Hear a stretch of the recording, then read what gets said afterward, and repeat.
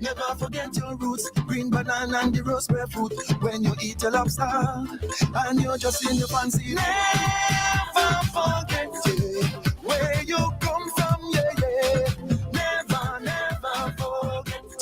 Never forget your friends, those who wait till the end. Don't abandon them, give them a helping hand. Listen all day, every day on your favorite streaming platform. The clean, fresh sound.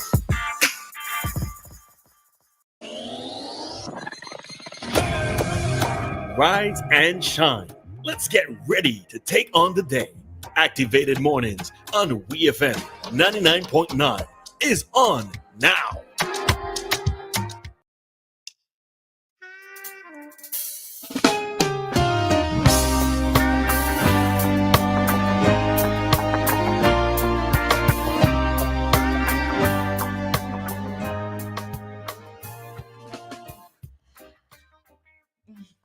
I don't know why I was expecting it this morning. I actually was waiting for you. I was gonna do it today, but when I see you go to the mic, I say, okay, she going to say something. Let me wait. No, I don't give you way. I have to give way to the superstar first, I have to give way to our Miss boy, how to tell me, boy, our extempo queen. Our extempo queen, right? All right, so good morning to SVG. We are back with you for another Activated Mornings program. It's already Wednesday. All right. It is Wednesday, the second day in the 10th month. All right. We have 2 more and a piece to go. Right. It's almost like a whole piece, but still, right? It's 2 months and a piece to go. So I'm hoping that everybody is doing A-OK today. And in studio, you have Dianna and Roleza. All right. So, just wishing everybody a good one, whichever direction you are coming from, especially if you are traveling into Kingston. Remember to be safe, both passengers, both drivers and pedestrians, to be safe on the roads of Kingston.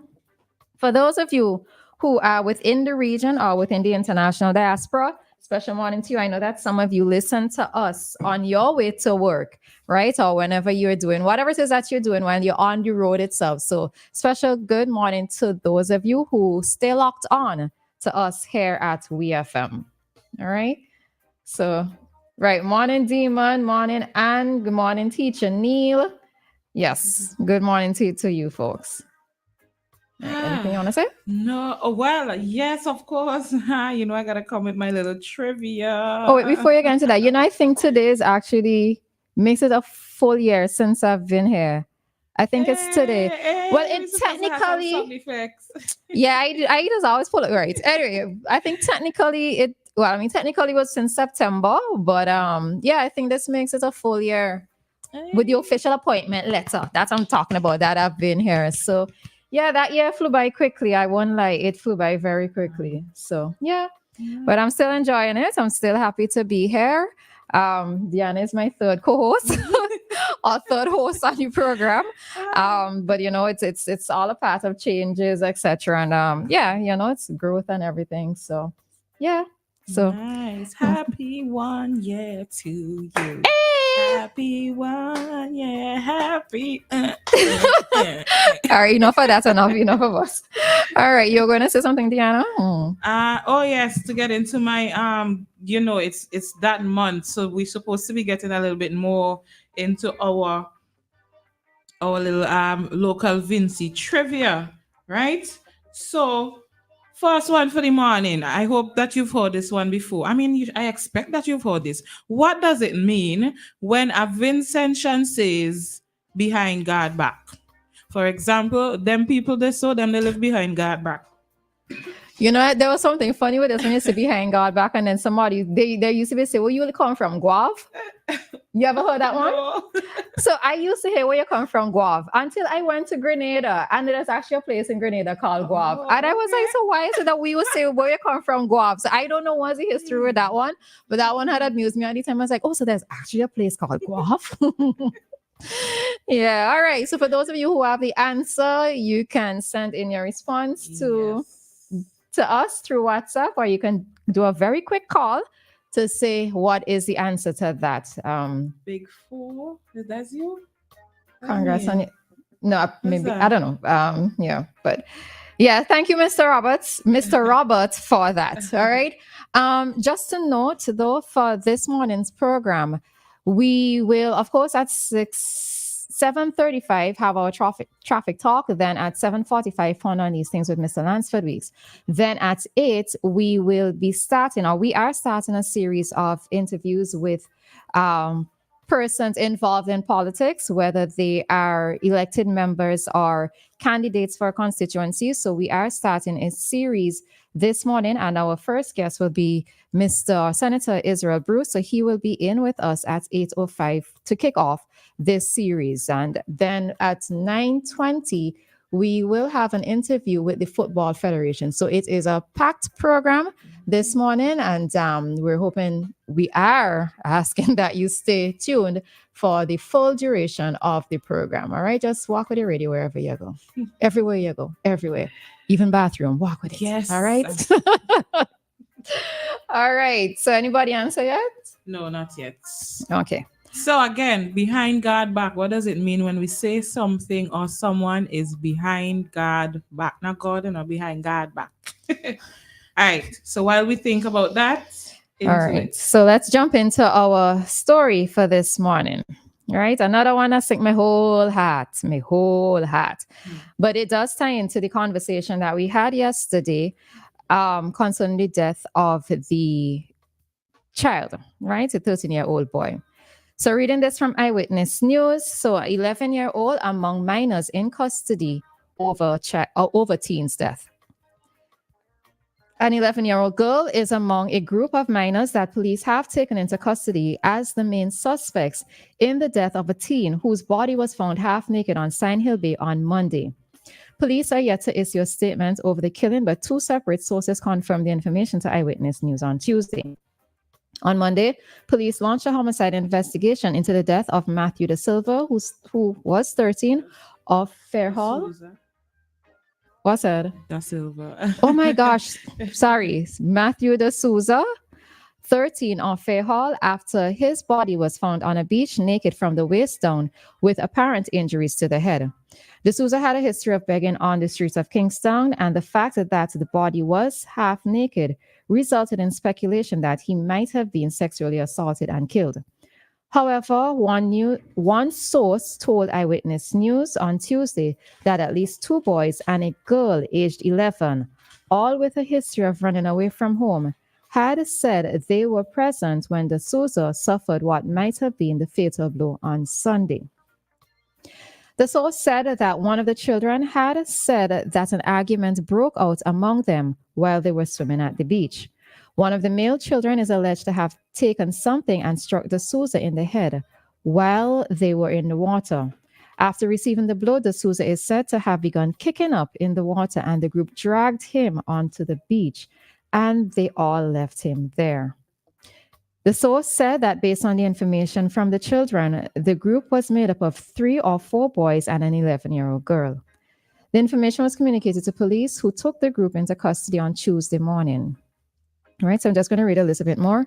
Meanwhile, a separate source told Eyewitness News on Tuesday that the girl has been identified as the person who struck Da Souza in the head. The allegation is that the girl struck the teen in the head with a stone, then held him down in the water. Eyewitness News was reliably informed that 2 teenage minors, both males, had told police that they were present when the incident happened. Eyewitness News understands that in addition to a history of running away from home, the girl is said to be a close relative of a teenage girl who was murdered recently. All right, so Da Souza's death is the fourth homicide in St. Vincent since Friday, bringing the total to 34 for this year. All right, so we are going to end that part of the article there. It goes on just a little bit more. So if you wish to read more, you can do so by going to the Eyewitness page.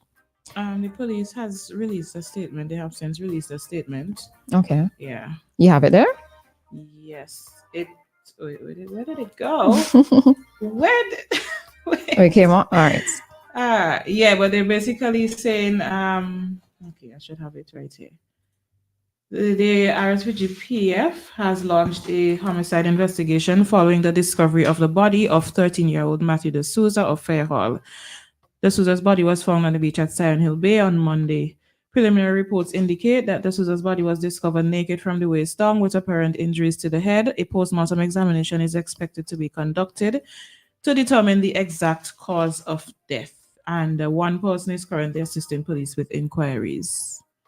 That's basically it there. Okay. Yeah. All right. So when I read this point, so for those of you who've been listening for the past year, you would know that I am a fan of criminal documentaries, right? I would sit down and look at, documentaries on serial killers are just crimes, right? It's not anything to do with my personality. It's just one of those things that I like to look at. But when it says that I read this, or when I read it, it reminded me of one of those things that I would tend to look at, right? And what is particularly striking is the ages and their minors. Young children. And a girl is involved, because very rarely would we hear of girls being involved in something this graphic, right? I suppose, again, it does lend to the entire discussion that we had yesterday regarding homeless children or children who are neglected or who are not properly taken care of. They moved in a pack, in a sense. They moved together. They moved as a crowd, right? Imagine they went to the beach, which is a fun thing that children would tend to do. And as a result of an argument breaking out at the age of 11, and I don't know what the ages of the other children there are, at the age of 11, this is what is alleged to have happened as a result of an argument breaking out. Yeah, it's so crazy. It's just so crazy, and like you said, it just sounds like something that you would hear in a documentary or watching a documentary. It's just so crazy. I am still thinking about it. I found it a bit strange though that the girl was able to hold him down, and because if you know Matthew is not somebody that's weak, so to think that this young girl held him down, it was a bit strange to me. But it depends on the size of the girl as well. Well, all of that as well, and he's older than her by at least 3 years, 2-3 years. It's really unfortunate, as you said, that they would have gone there as a group, unfortunately neglected by whoever adult, so that they were on the street and they grouped themselves together. They were friends, they roll in as one, and now somebody is dead. One of the group members is dead. Yeah. And what it does to me too, because remember, when was it? On Monday, I think, when Dr. Thompson was here, we were speaking about adults who engage in acts of violence, not knowing how to engage in proper conflict resolution. And again, in this situation, we see an argument broke out. But how does an argument, based on the information that we read in the article, right? So that's what we're talking on now. Our conversation is based on what's contained in the article. An argument breaking out amongst children, because I was still telling them they are still children, right? And this is what you would do. You would pick up a stone, you would hit somebody in the head, and on top of that, hold them down. It just sounds like a lot. Yeah. Right? It sounds like a lot. And not necessarily so yes, if this child is guilty of what is being stated, I have to question what are the things that have happened in her life that would cause her to react this way. Because I know normal children would, an argument break out, they'll say, "Mommy, I'm talking to you, I going home, or I going wherever, or you go sit down in a corner," right? But to do something like this, it makes me kind of wonder, what has she been exposed to in her life that would cause her to react in such a way? Right? So again, it's a developing story. There is more that we are going to, hopefully there would be more information that would come to our attention. But again, it is one of those topics that we have to talk about, and we need to address it early in terms of children who are neglected and children who are left to fend for themselves on the streets, well, whether it's the streets of Kingston or the streets within their own communities, it is something that we have to address, because we realize that it is not just a case of them fending for themselves, but what can happen to the rest of us in society when children are left to their own accord, without guidance, without social support setting in, without the community setting in. All right. So it is something that we are going to have to address and to deal with. And for me, it is something that I want for us as a nation to nip in the bud, because children grow up to be adults. Yep. All right. Children grow up to be adults. So as we're leaving the topic now, somebody answered the proverb. Somebody on the live, it says it refers to somewhere or place that is so far away or hard to go to that not many persons will go there. Yes. So when you live really, really far or it's hard to get to, we say in Vince, you live behind God back.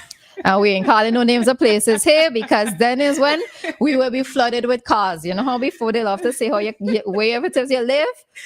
I ain't calling nobody place, no community, but you know how we used to love to say, because you live in such and such community, you live behind God back. Yes. But people have private transportation and public transportation around, all right? So nobody live behind God back anymore, all right? So we recognize that somebody is trying to get in, but we have to jump out at this time to take some ads. And remember that at 7:35, we bring to you this morning's traffic talk, all right? So stay tuned for us for a packed Activated Mornings this morning.